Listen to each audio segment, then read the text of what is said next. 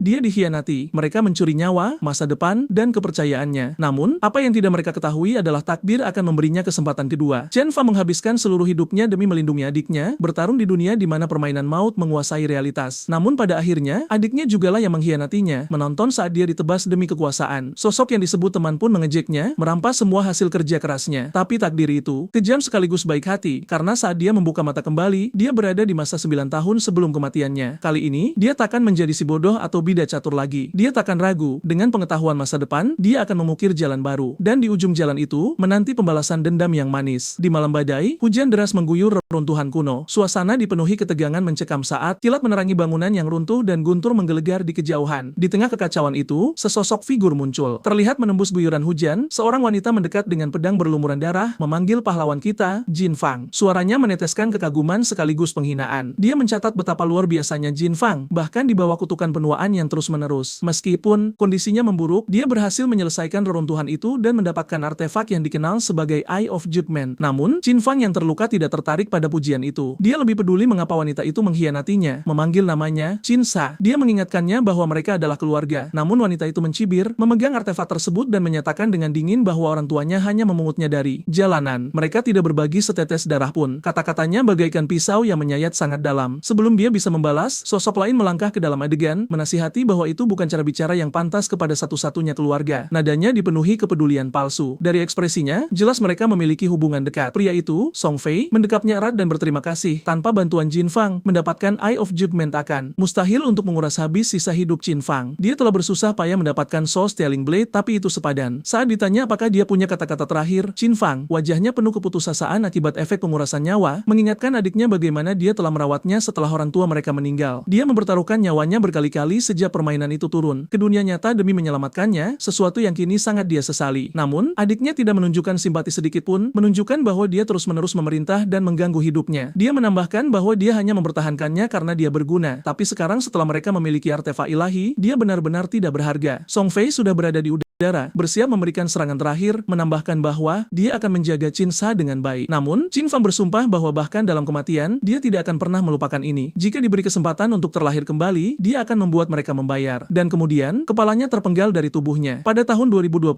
sebuah permainan bernama The God Forsaken turun ke bumi. Permainan ini tidak memerlukan konsol atau pengontrol. Selama kau tertidur, kau akan ditarik paksa ke dalam permainan. Satu-satunya mata uang yang berharga adalah umur. Jika kau mati, kau kehilangan umur. Menang dan maju dalam permainan dengan membunuh monster memberimu lebih banyak umur. Untungnya, umur ini bisa diperdagangkan, dan para pemain menggunakan sistem ini untuk membawa kemampuan dan statistik dalam game mereka ke dunia nyata. Bayangkan orang-orang menghancurkan tank, bom nuklir menjadi seperti tusuk gigi, dan individu menjadi sekuat ledakan atom. Hasilnya, dunia jatuh ke dalam kekacauan. Selama semua ini, Jin Fang telah melakukan segalanya dalam kekuasaannya untuk melindungi adik perempuannya. Terlepas dari bahaya yang ada, dia akhirnya menaklukkan reruntuhan dewa kuno dan memperoleh artefak ilahi, Eye of Judgment. Namun imbalannya atas kesuksesan itu adalah pengkhianatan di tangan orang yang paling dia percayai. Seluruh upaya hidupnya telah dihabiskan untuk mencoba melindungi orang lain, tetapi dia menolak menerima takdir ini. Dia bersumpah bahwa jika dia hidup kembali, dia akan berjuang untuk dirinya sendiri. Keinginannya untuk balas dendam dan tekadnya membara jauh di dalam saat dia terhanyut dalam tidur nyenyak. Jin Fang bangun tiba-tiba. Dia terkejut, ini adalah dunia nyata. Ada yang salah. Ini tahun 2025, dan dia tidak mati. Kesadaran itu menghantamnya seperti truk. Dia telah terlahir kembali 9 tahun sebelum kematiannya. Sebelum dia bisa memproses ini, suasana beralih ke adik perempuannya, Qin Sa, yang menendang pintu hingga terbuka tiba-tiba. Wajahnya dipenuhi kekesalan yang jelas. Dia tidak membuang waktu untuk meneriakinya karena ada di rumah tapi tidak menjawab teleponnya. Frustrasi, dia mengacak-acak kamar, mengomel tentang mengapa Jin Fang tidak mau mendukung Song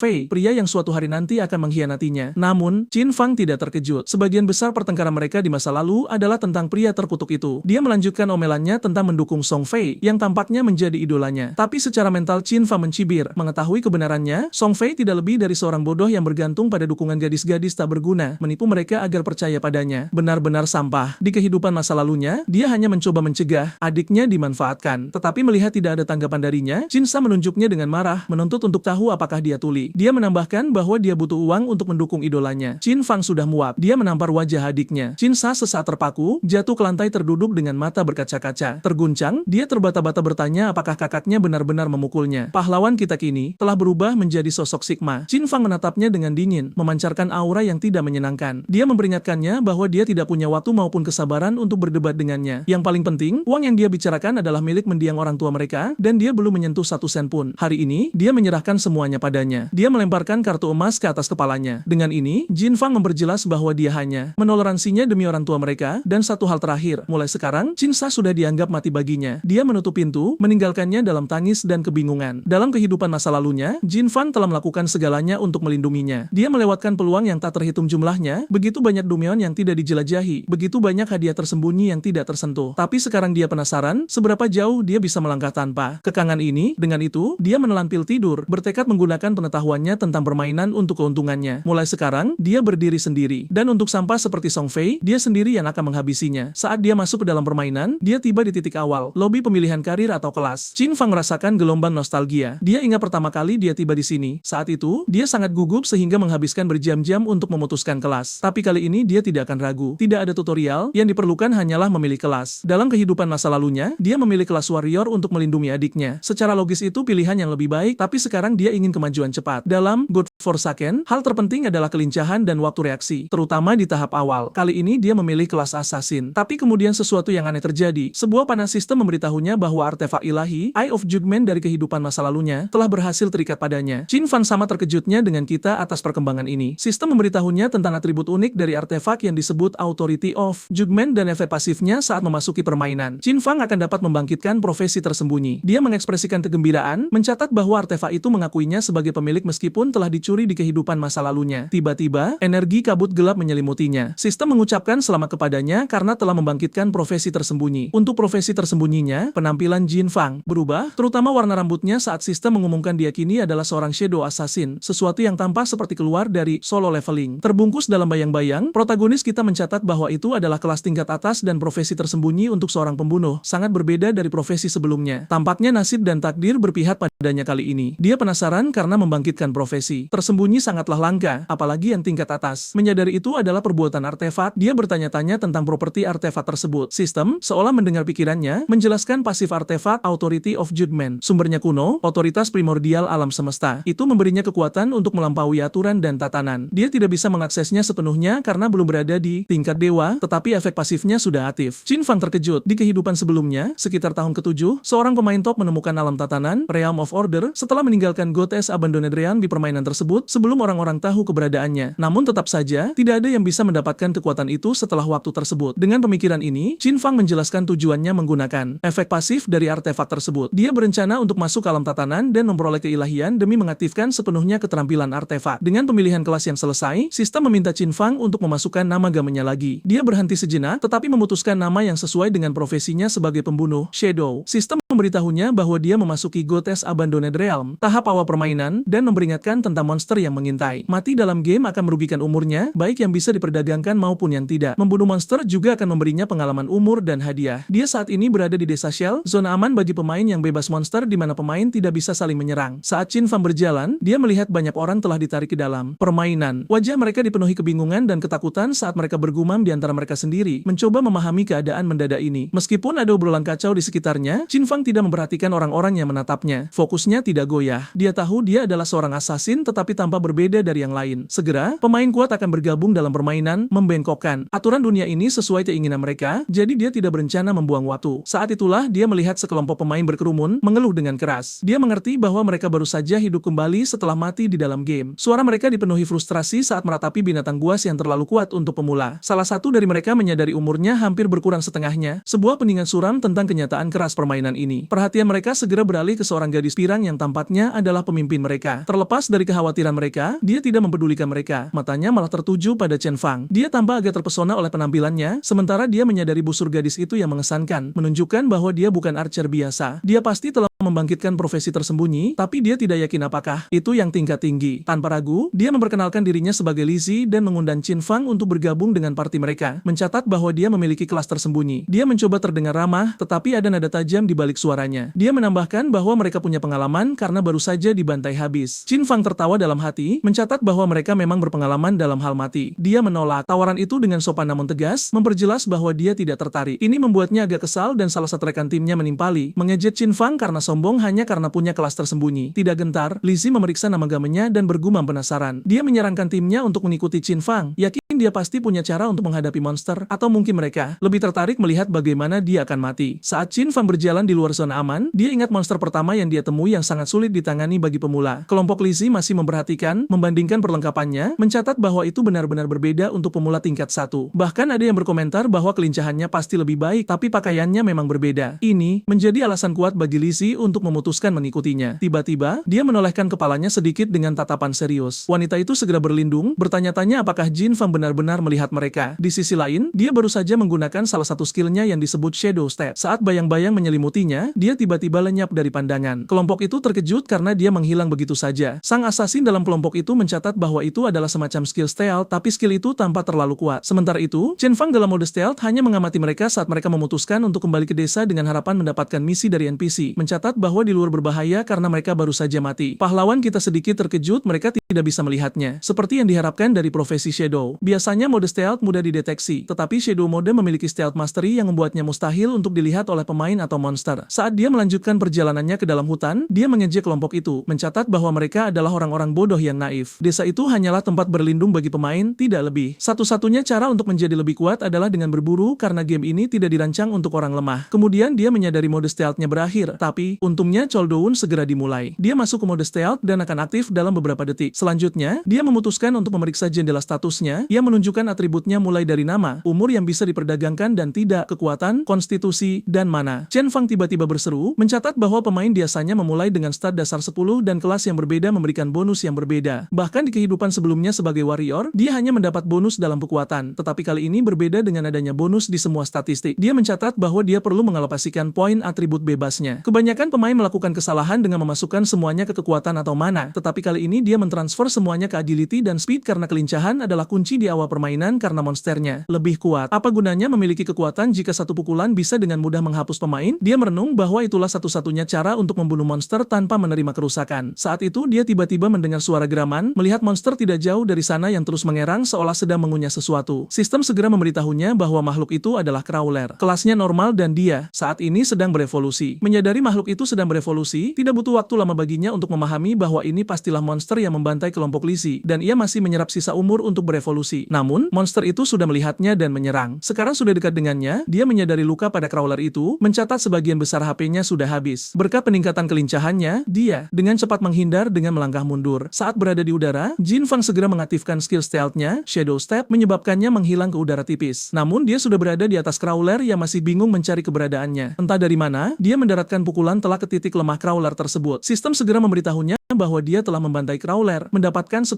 poin pengalaman. Namun, dia sedikit terkejut dengan kerusakan gila yang bisa membunuh makhluk itu dalam satu serangan. Sistem kemudian memberitahunya tentang skill tersembunyinya, Backstab, yang memberikan serangan kritikal jika serangan datang dari luar penglihatan musuh yang membuatnya tertarik. Tapi kemudian dia berhenti sejenak seolah mengingat sesuatu. Dulu saat dia menjadi warrior, butuh waktu selamanya untuk membunuh crawler dan kerusakan maksimal dari serangan kritikal hanyalah 40 poin, dan itu sangat jarang, menciptakan pengalaman nyaris mati baginya. Belum lagi dulu dia memberikan pengalaman dan hadiahnya kepada adiknya, tapi kali ini semuanya miliknya. Saat dia menghancurkan bola cahaya itu, sistem segera berbunyi, mencatat dia telah mendapatkan 3 hari umur yang bisa diperdagangkan dan 54 tahun serta 155 hari umur yang tidak bisa diperdagangkan. Qin Fang agak kecewa, mencatat bahwa crawler itu membunuh masing-masing 5 pemain yang seharusnya kehilangan setidaknya 20 tahun umur, total 100 tahun. Tetapi karena makhluk itu menyerap sebagian, dia hanya mendapat 54 tahun. Namun dia segera mengabaikannya, mencatat umur non-tradable tidaklah penting di tahap awal, karena nasib dan takdir sudah berpihak padanya, sistem menampilkan notifikasi tentang Eye of Judgment dan dia kini telah memperoleh skill bernama Infinite Evolution. Sistem menjelaskan kemampuan skill tersebut ketika dia membunuh monster sendirian, dia memiliki peluang untuk mendapatkan poin evolusi untuk meningkatkan skillnya. Selain itu, setiap hari dia akan mendapatkan 5 poin evolusi gratis dan mengalahkan monster level boss sendirian menjamin poin evolusi. Qin Fang mengekspresikan kebingungan dan kegembiraan karena tidak tahu ada orang yang memiliki skill ini di kehidupan sebelumnya. Dan biasanya hadiah dalam game selalu tetap, dia bertanya-tanya apakah ini efek dari artefak pasif. Dia tidak membuang waktu mencoba poin evolusi, meningkatkan skill Shadow Step dan Backstab-nya. Hasilnya adalah pengurangan cooldown dan peningkatan durasi Shadow Step. Selain itu, keluar dari mode stealth meningkatkan damage, dan damage Backstab meningkat dari 10% menjadi 15% lebih besar. Pahlawan kita dengan lantang mengekspresikan kegembiraan, mencatat durasi Shadow Step meningkat menjadi 16 detik, dan dengan penguasaan profesi Shadow-nya, itu menjadi 32 detik. Singkatnya, ini seperti dia memiliki ceat untuk stealth tanpa batas. Juga kemungkinan menggunakan ini untuk membunuh crawler dalam satu serangan. Saat itu, aliran pikirannya terganggu oleh seseorang yang mengobrol keras, menambahkan bahwa monster solo mudah dalam permainan ini. Ternyata itu adalah party pemburu atau lebih tepatnya pasangan, dengan si pria berusaha keras untuk membuat si gadis terkesan. Sementara itu, pahlawan kita tiba-tiba melihat sesuatu. Seekor makhluk bersembunyi di pepohonan. Pria itu terus mencoba membuat si wanita semakin terkesan, bertanya apakah Qin Fang butuh bantuan dan berkata dia tidak keberatan menggendongnya. Namun, dia menggunakan skill Shadow Step-nya, menggumamkan satu nama dalam pikirannya. Nama makhluk itu, Nurturer. Wanita itu agak terkejut karena pahlawan kita menghilang begitu saja, sementara si pria membual tentang pahlawan kita yang takut pada ototnya. Tapi si Nurturer, seekor laba-laba raksasa, sudah berada di atas mereka dalam proses menghabisi pasangan tersebut. Darah mereka membeku dan si pria bertanya-tanya tentang kengerian tersebut. Sistem segera memberitahu Qin Fang bahwa itu adalah Nurturer di tingkat bronze level 1 dan didampingi oleh laba-laba bawahan. Saat dalam mode stealth, dia tahu Nurturer memiliki 1600 health point, bukan sesuatu yang bisa ditangani pemula, belum lagi monster itu mengendalikan pasukannya. Tapi ini adalah kesempatan sempurna baginya untuk mencoba skill evolusinya. Muncul dari stealth dan menggunakan backstab, memberikan pengganda kerusakan. Selanjutnya, dia segera masuk ke mode stealth setelah memberikan serangan, nyaris menghindari serangan balasan. Makhluk itu menjerit kesakitan saat sistem menampilkan bahwa dia menyerang titik lemah dan memberikan 300 poin kerusakan. Di sisi lain, dia menyadari itu adalah serangan yang nyaris mengenai dirinya. Berkat kelincahannya, dia bisa bergerak cepat. Dengan HP rendah, satu serangan akan menjadi akhir baginya. Tetapi kerusakan yang dia berikan sangat memuaskan. Tiba-tiba, si Nurturer seolah menjadi mengamuk, menghancurkan pepohonan dalam upaya untuk menemukan pahlawan kita. Dia terkesan, mencatat bahwa monster tidaklah bodoh untuk sekadar duduk dan menerima serangan. Bahkan jika Nurturer itu menyerang tanpa pandang bulu untuk menemukannya, dia tidak bisa terburu-buru keluar karena prajurit bawahan yang sedang waspada tinggi. Dengan ini, dia merencanakan langkah selanjutnya. Yang mengejutkan, dia memutuskan untuk meluncurkan batu dengan kecepatan tinggi ke arah makhluk itu. Batu itu mengenai sasaran, memberikan hampir 300 poin kerusakan pada makhluk tersebut saat dia mengenai titik lemahnya. Ini sesuai harapannya. Kerusakan utamanya berasal dari backstab dan saat keluar dari stealth, jadi yang harus dia lakukan hanyalah melempar batu ke titik lemah Nurturer saat keluar dari stealth. Batu itu akan memicu ambush strike dari backstab dan dia akan mendapatkan bonus kerusakan saat keluar dari mode stealth. Dalam prosesnya, dia memberikan 299 poin kerusakan lagi. Begitu saja, dia mengikuti rencananya, terus-menerus meluncurkan batu ke arah Nurturer menggunakan kedua skill tersebut dan mengulangi prosesnya setelah cooldown skill berakhir. Tiba-tiba, di desa Shell, sebuah pengumuman dibuat tentang pembaruan papan peringkat. Qin Fang, jagoan kita, adalah orang pertama yang mencapai level 2 dan telah membunuh Nurturer tingkat bronze, menyebabkan para penonton tercengang. Mereka bertanya-tanya bagaimana mungkin memburu monster, apalagi mengalahkan monster level boss sendirian. Beberapa berharap untuk membangun hubungan dengannya. Kelompok Izzy mengungkapkan ketidakpercayaan atas kemajuan cepat Qin Fang ke level 2, bertanya-tanya apakah itu semacam kesalahan sistem karena mereka merasa sulit bahkan untuk menangani Kroco. Pasangan yang telah hidup kembali setelah dibunuh oleh monster yang sama bertanya-tanya apakah pahlawan kita adalah orang yang bertanggung jawab. Selanjutnya, sistem menampilkan hadiah setelah mengalahkan makhluk itu, 300 pengalaman, 2 poin evolusi, 1 poin reputasi, serta pembukaan papan peringkat dan pengumuman ke seluruh sistem. Namun, Qin Fang sedikit kecewa, berkomentar bahwa bawahan kecil itu menghilang saat bosnya mati. Dia menyesal tidak membunuh mereka terlebih dahulu untuk memaksimalkan pengalamannya. Namun, sistem terus menampilkan hadiahnya. Dia mendapatkan poin evolusi atribut, Corrosion Dagger, dan yang paling penting, sebuah buku skill bernama Greedy Hand. Qin Fang kagum, sebuah skill assassin tingkat dewa dari monster boss bronze. Sistem menjelaskan Greedy Hand, setelah membunuh monster, itu memberikan peluang 20% untuk plot tambahan. Qin Fang teringat seseorang di kehidupan sebelumnya yang menjadi terkenal karena skill ini meskipun kekuatan tempurnya rata-rata. Sebuah ide jahat namun jenius muncul di benaknya. Bagaimana jika dia mengevolusikan skill itu menggunakan Infinite Evolution? Bisakah dia mendapatkan drop tak terbatas setelah mengalahkan bos? Di tempat lain, para siswa sedang dalam perjalanan ke sekolah. Di antara mereka ada Qin Sa dan temannya yang menasihatinya untuk meminta maaf kepada kakaknya atas tindakannya baru-baru ini. Gadis itu harus bolos ujian demi mendukung idolanya. Qin Sa menepis ide itu dengan marah, menyatakan bahwa dia tidak bersalah dan kakaknya lah yang seharusnya meminta maaf. Percakapan mereka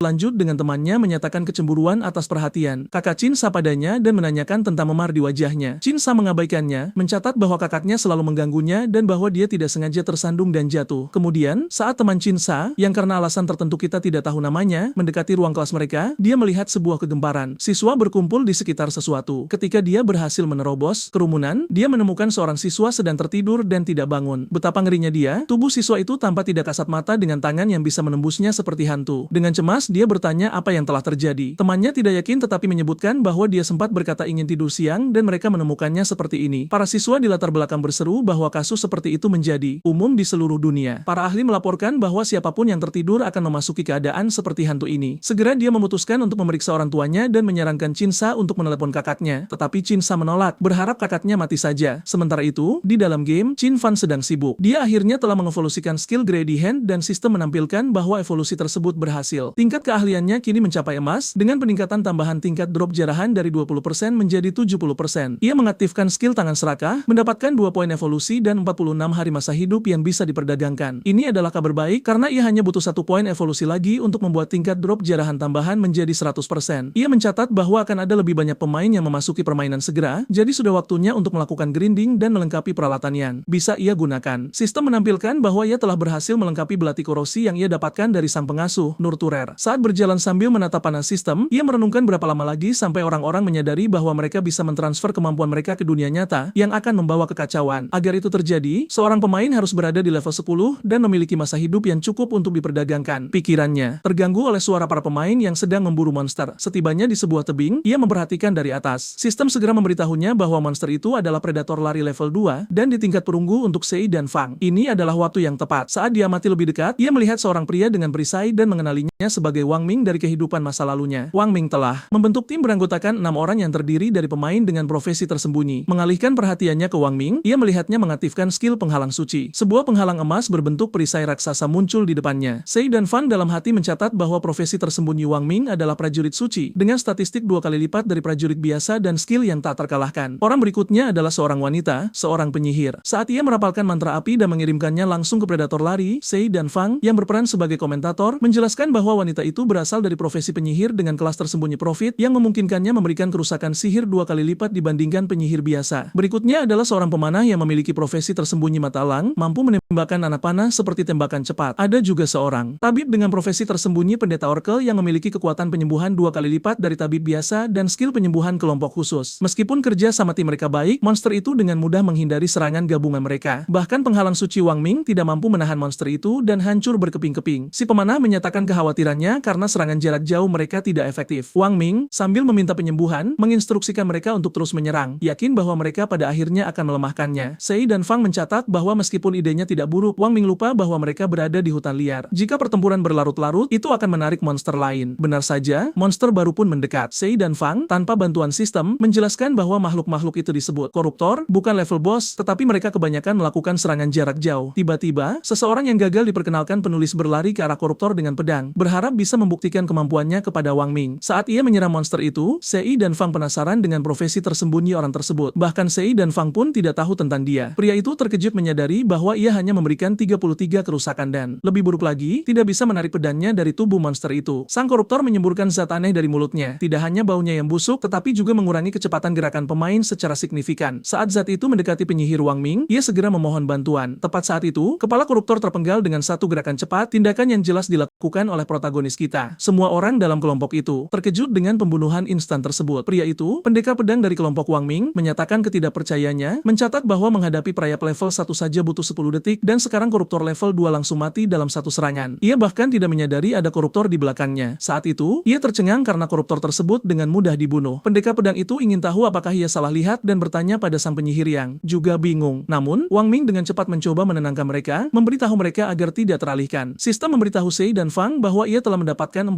poin pengalaman karena mengalahkan para koruptor, sebuah skill baru bernama racun, dan satu skill evolusi. Ia segera menyadari bahwa anak panah beracun adalah skill jarak menengah yang memberikan efek racun sesuai namanya, dan dengan cepat meningkatkannya, membiarkan tangan serakah untuk nanti. Panel sistem menunjukkan atribut baru dari anak panah beracun, jarak maksimum adalah 14 meter, serangan dasar adalah 120 kerusakan, dan memberikan efek racun yang menyebabkan kerusakan berkelanjutan sebesar 50% selama 5 detik yang dapat menumpuk hingga 5 kali. Tiba-tiba, predator lari menerjang. Wang Ming mencoba memblokir tetapi tetapi terkena serangan, membuatnya terkejut. Wang Ming mengerang keras karena kesakitan saat lengannya tertembus. Pemanah menyatakan kekhawatiran dan sang tabib yang tidak mampu menyembuhkan Wang Ming segera menonton tanpa daya sambil terbatuk darah. Wang Ming memerintahkan timnya untuk melarikan diri. Yang mengejutkan, anak panah beracun terbang lurus dan mendarat di wajah predator, membuatnya tidak bisa menghindar, sesuatu yang tidak ia duga. Mereka bahkan lebih terkejut karena serangan itu menghilangkan lebih dari setengah kesehatan bos tersebut. Saat predator lari melepaskan Wang Ming, ia meraung kesakitan sebelum jatuh ke tanah, terus-menerus kehilangan kesehatan seperti ponsel yang kehabisan daya baterai. Layar sistem menampilkan bahwa Sei dan Fang telah membunuh makhluk bos tersebut, dan karena ia memberikan kerusakan terbanyak, jarahannya menjadi miliknya. Ia mendapatkan 900 poin pengalaman,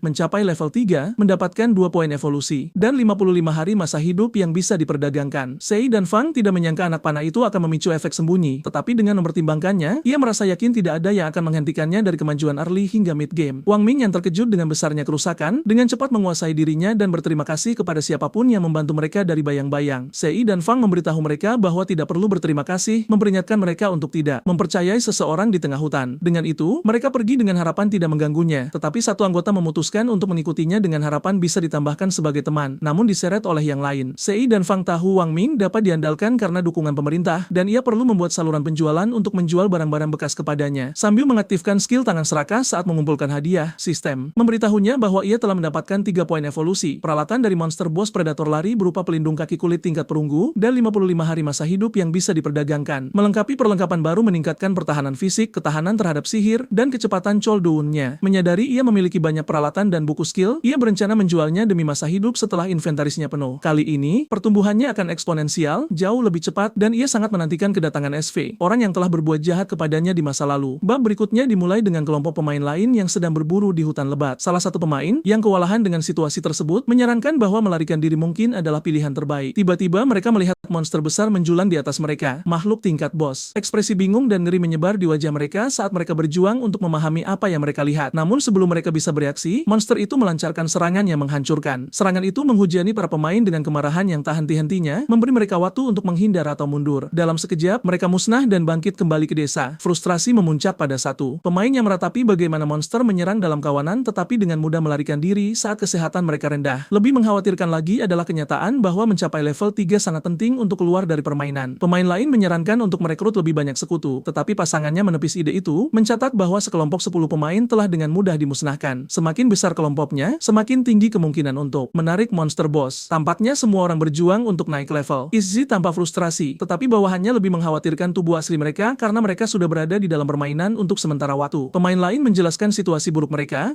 hanya memiliki 10 tahun masa hidup yang bisa diperdagangkan dan telah mati 3 kali. Hal ini membuat Izzy memahami bahwa mereka tidak boleh mati lagi. Saat ia melihat papan peringkat, melihat protagonis kita di posisi pertama dan sudah di level 3, ia bertanya-tanya bagaimana itu mungkin. Menyadari ia pasti memiliki cara untuk naik level dengan cepat, ia menyusun rencana untuk meminta bantuannya agar bisa mencapai level 3 dan keluar dari permainan. Dengan tekad, ia memerintahkan pengikutnya untuk menyebarkan berita. Jika Sei dan Fang membantu mereka mencapai level 3, ia berjanji untuk mentransfer $10.000 kepadanya di dunia nyata. Sementara itu, bocah kita sibuk berburu untuk mendapatkan pengalaman dan poin evolusi tambahan. Begitu ia memiliki cukup, ia segera melanjutkan untuk meningkatkan skill tangan serakah. Sebelumnya tingkat perunggu, skill itu sekarang ditingkatkan menjadi platinum lalu ke giok, dengan tingkat drop meningkat dari 110% menjadi 160%, dan yang paling penting, peluang 20% untuk mendapatkan barang langka. Sei dan Fang mencatat bahwa itu luar biasa dan membayangkan apa yang akan terjadi jika ia bisa meningkatkan tambahan kelangkaan 20% itu menjadi 100% atau bahkan 200%. Tepat saat itu, ia melihat monster yang telah memusnahkan seluruh kelompok pemain. Tanpa bantuan sistem, ia mengenalinya sebagai makhluk tingkat bos bernama si terkutuk. Sistem menambahkan bahwa itu berada di tingkat perunggu, sesuatu yang bisa ia tangani dengan mudah. Namun, ia menyadari bahwa monster itu sedang mencerna masa hidup para pemain dan mungkin berevolusi ke peringkat perak. Waktunya buruk karena inventarisnya penuh dari hasil berburu. Jika ia membunuh bos itu, ia tidak akan mendapatkan peralatan. Menyadari bos itu butuh waktu untuk berevolusi, ia menandai wilayah tersebut dan bergegas menjual barang-barangnya sebelum kembali untuk membunuhnya. Adegan beralih ke zona aman, desa Shell. Di dalam, para pemain berbicara tentang desas-desus seseorang yang bersedia membayar $10.000